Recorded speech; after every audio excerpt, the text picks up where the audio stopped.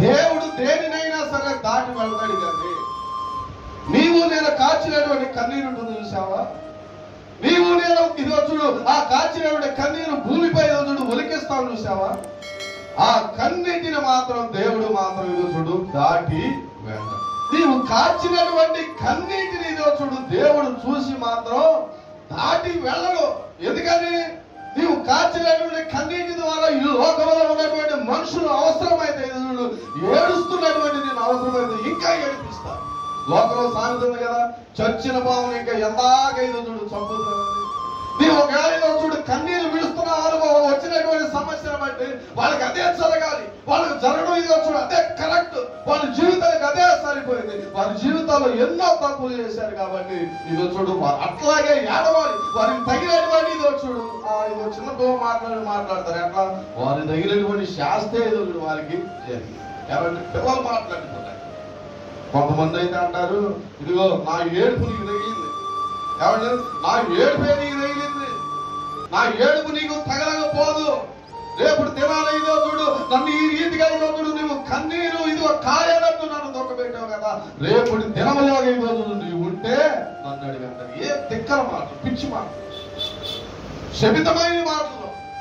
ఈ శపితమైనటువంటి మాటలు బట్టి ఆత్మానుసారులు ఎన్నడూ కూడా దుఃఖించవలసిన పరిస్థితి లేదు. నీవు నిజంగా దేవుని ఎదుట ఆత్మీయుడు అయితే ఇదో చూడు వాడు శపిస్తున్నటువంటి శపితమైనటువంటి మాటలు నా ప్రభు ఏం చేస్తాడు తెలుసా? ఆ శపితమైనటువంటి మాటలు దీవెనకరమైన ఎదురు మార్చేస్తాడు. ఆత్మీయుడిగా ఒక ఆత్మీయురాలుగా నీవు భూమి మీద ఒలికించిన ఆ కన్నీటిని చూసి నా దేవుడు ఏం చేస్తాడు తెలుసా? ఇదిగో దాటి వెళ్ళడండి. ఈ దినాల్లో ఇదుడు సమస్యగానే చూసుకొని సమస్యలుగా పోగు చేసుకుంటున్నారు. కానీ ఆ సమస్యకు ఎక్కడ పరిష్కారం దొరుకుతుందని ఆలోచన చేయలేకపోతున్నారు.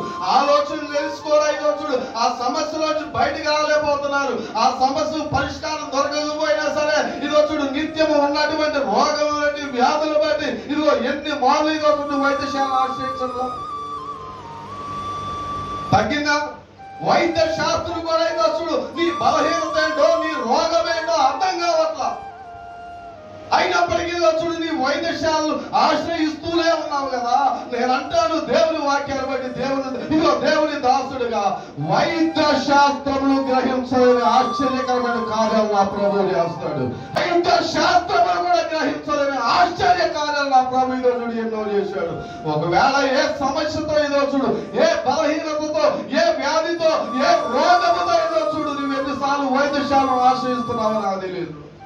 నీ సమస్యను బట్టి ఇదో చూడు ఏ వ్యక్తిని ఆశ్రయిస్తున్నావు, ఎవరు వస్తారా అని ఇదో చూడు నీవు అనుకుంటున్నావు నాకైతే తెలియదు. కానీ కాస్త ఇదో చూడు నీ ఉన్నటువంటి ఇదిగో స్థలములోనే, నీ ఉన్నటువంటి ప్రదేశంలోనే దేవుని మాటలు వింటున్నటువంటి నా ప్రియ సహోదరుగా, నా తోటి వయస్కులారా ఇదో చూడు పెద్దలారా, చెప్పబడుతున్నటువంటి ఇదిగో దేవుని మాటలు బట్టి విశ్వాసముతో నీ ఉన్నటువంటి స్థలమందే ఈ సమయంలో నీ రోగమా, బలహీనత, సమస్య, శ్రమ ఏదైనప్పటికీ కూడా ఇదిగో విశ్వాసముతో ఇదిగో చూడు కన్నీరు విడువు దేవుని ఎదుట.